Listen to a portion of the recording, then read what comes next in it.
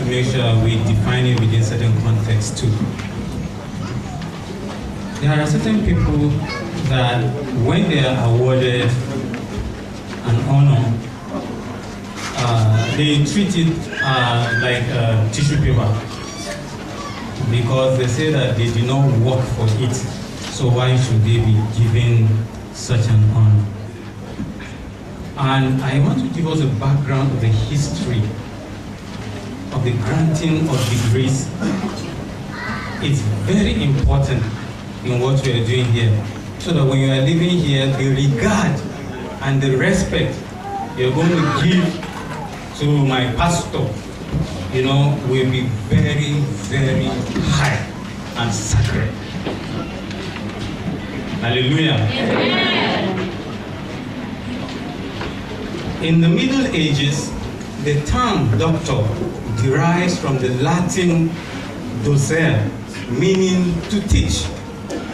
The doctorate, or doctum in Latin, that is to teach or taught, appeared in medieval Europe as a license to teach. That's licentia docendi at a university. Its root can be traced to the early church, in which the term doctor referred to the apostles, church fathers, and other Christian authorities who taught and interpreted the Bible. The right to grant a licentia docendi, that is a doctorate, was originally reserved to the Catholic Church, which required the applicant to pass a test, to take an oath of allegiance, and pay a fee. The Third Council of the Lateran of 1179 guaranteed the access at that time, largely free of charge, of all able applicants. Applicants were tested for aptitude. This right remained a bone of contention between the church authorities and the universities that were slowly distancing themselves from the church. The right was granted by the Pope to the University of Paris in 1213 AD. What did I say? It was the church that granted the right of granting degrees to the universities. So you can now understand the source and the sacredness of what we are doing. We dashed it, we rented it out to the secular institution. Hallelujah. Yeah. So next time you want to go and study, look for theology, because that's the history. Hallelujah. Yeah. So, like I said, the right was granted by the Pope to the University of Paris in 1213, where it became a universal license to teach, licentia ubique docendi. You can check that out in Wikipedia. It is important to make the church know that the history of the granting of doctorates was from the church, and it was the church that granted secular institutions the right to award degrees. Recipients of a doctorate degree and dukes have the honor of entering the king's presence without removing their cap, according to a decree. So when you see the certificate and you read and they say privileges, that includes the fact that he can enter the presence of the king with his cap without doffing his cap. Now, a brief information about the institution. The Unified Theological Seminary was founded through a unification agreement between the leadership of TEMCA, that's the Emergency Medical Chaplains Association in USA, and then the Street Preachers Team, also in USA, and then Two Houses United, all in Ohio, USA, with Center for World Rebirth, aka Center World Rebirth International in Nigeria, which was chartered by the United Fellowship of Christ Ministries International in New Jersey. The seminary is under the leadership of Professor Dr. Waylon Angel in USA, who is the co-founding chancellor of the institution. And we have Professor Dr. Anna Angel, the wife of the man. She's an authority on her own. Hallelujah. Amen. Then Professor Dr. Genesis Dawuda, Nigeria, co-founding chancellor too. Then we have Professor Dr. Siddhartha Ghosh. He's an honorary chancellor from India. He has entered the Guinness Book of World Records as the youngest chancellor in the whole world. I'm honored for him to be part of this institution. I'll still read his profile. Professor Dr. Javier Otto Gold Ferrari is from Peru, Southern America. He is our pro-chancellor. So, the institution is based in number 64, Deerfield Place, Delaware, Ohio, USA. Then the one within the region here is number 9, Alheri, Goodluck, Jonathan Road, Jos, Plateau State. The tentative website, because something happened with the website. When the site packed, before it to be renewed, somebody who was smarter than us bought the name and kept it. When I tried retrieving it, he said we must pay not less than $1,000, and that's a huge amount of money. So I decided to be using www.drgenesis.wordpress.com for information that relates to that, and also we have a page on Facebook. The UTS is in partnership and collaboration with University of St. Germain, Sao Paulo in Brazil.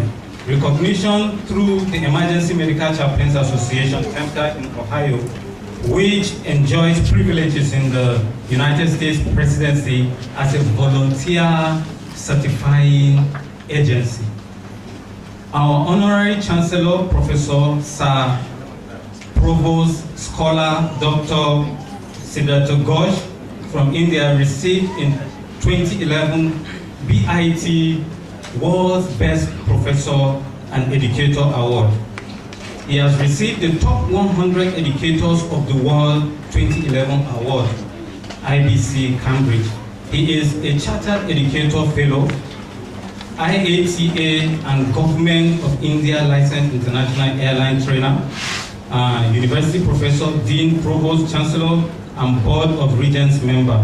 He has received Government of Tibet Diplomatic Passport, UMMOA Diplomatic Identity Card, Government of India Dangerous Goods License, triple, Government of India National Award, double, 2010 and 2012, recipient of Jet Airways Performance Award, double, Bachelor of Commerce, MBA, double, Doctoral Fellow, Doctor of Letters, Doctor of Arts, graduate of NIIT Software Engineering in St. Xavier's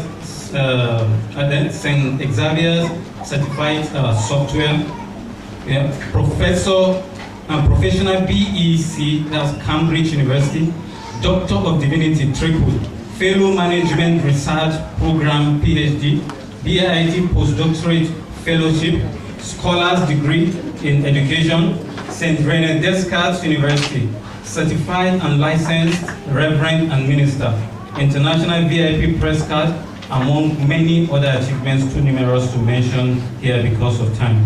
He has entered the India's World Record and Guinness World Record as the youngest chancellor in the world and the man with the highest number of degrees.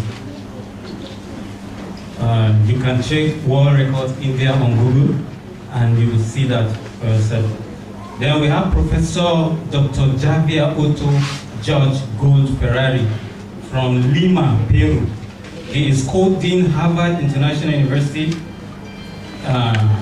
His Majesty Royal Imperial General of Italy, GI.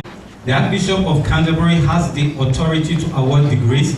These Lambeth degrees are sometimes erroneously thought to be honorary. However, the archbishops have for many centuries had the legal authority, originally as the representatives of the Pope, later confirmed by a 1533 Act of King Henry VIII, to award degrees and regularly do so to people who have either passed an examination or deemed to have satisfied the appropriate requirement. So our daddy is deemed to have satisfied. Hallelujah. At least he has been with you for such a long time. Yes, sir. By the grace of God, he has survived. He told me 3 strokes. It's only the grace of God. It's only the grace of God. Is that not enough for him to be deemed satisfied? Yes. Hallelujah. Amen. The programs of Center for Rebirth, we run from certificate to professorship in theology, parapsychology, forensic parapsychology, music, ministry, education, biblical studies, letters, divinity, practical theology, metaphysics, philosophy, chaplaincy. We have life experience degree program. We have traditional degree program. We have honorary degree program. We have ordination program. We have licensing program. We have granting of affiliations and granting of charter. Hallelujah. Amen. Some recipients. We have Brigadier General John Francis Stampley, PhD retired, founding member of U.S. Homeland Security, certified notary public. For somebody like that to acknowledge, to identify with the institution shows that you are safe. Founding member of U.S. Homeland Security, have received degree from us. Hallelujah. Amen. Then Professor, Doctor, Scholar, Provost, Chancellor, Senator Gosh, the world best professor, have also received a certification from us. And he's also our honorary Chancellor. And Professor Dr. Niranjan Sibat, President of International Philosophical Institute, India, has also received, among a whole many others.